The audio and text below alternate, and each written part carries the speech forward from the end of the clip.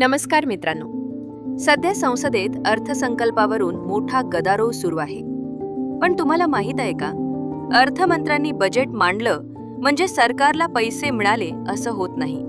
जोपर्यंत संसदेत appropriation bill 2026 म्हणजेच विनियोजन विधेयक पास होत नाही, तोपर्यंत सरकार देशाच्या तिजोरीला हातही लावू शकत नाही.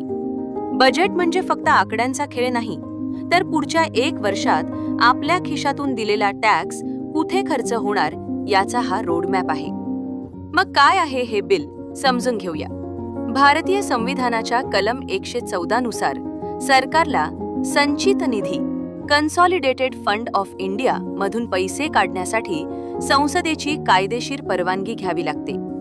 याच परवानगीला तांत्रिक भाषेत अप्रोप्रिएशन बिल म्हणतात. सोप्या भाषेत सांगायचं तर हे विधेयक म्हणजे एक प्रकारे सरकारी तिजोरीतून पैसे काढण्यासाठी चेकबुकवर केलेली संसदेची सही आहे. जोपर्यंत ही सही होत नाही तोपर्यंत सरकार 1 रुपयाही खर्च करू शकत नाही. संसदेतील वाद. सध्या विरोधक आक्रमक आहेत. त्यांचं म्हणणं आहे की सरकारने प्रत्येक विभागासाठी, उदाहरणार्थ कृषी, संरक्षण, शिक्षण, जेवढे पैसे मागितले आहेत त्याचा पूर्ण तपशील आणि हिशोब द्यावा. पण जेव्हा संसदेत वेळ कमी असतो तेव्हा अनेक मागण्यांवर चर्चा न करता त्या थेट मतदानाला टाकल्या जातात. या प्रक्रियेला संसदेच्या भाषेत गिलोटीन म्हणतात. विरोधकांचा आरोप आहे की गिलोटीनचा वापर करून सरकार चर्चा टाळत आहे आणि जनतेच्या पैशावर मनमानी करत आहे. एक महत्त्वाची गोष्ट म्हणजे या विधेयकाच्या बाबतीत लोकसभेला सर्वात जास्त अधिकार आहेत.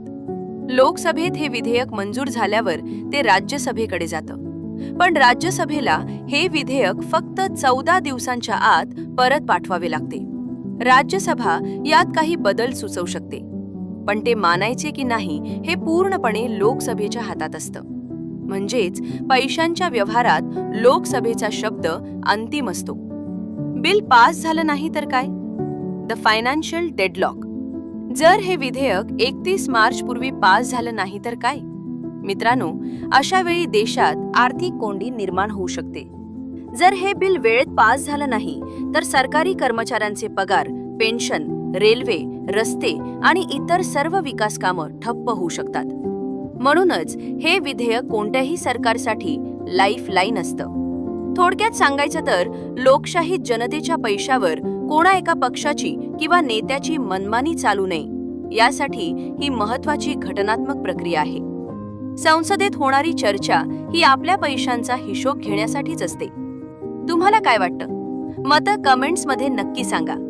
आणि अशाच व्हिडिओसाठी श्रेयस मीडियाजला सबस्क्राईब करायला विसरू नका. धन्यवाद.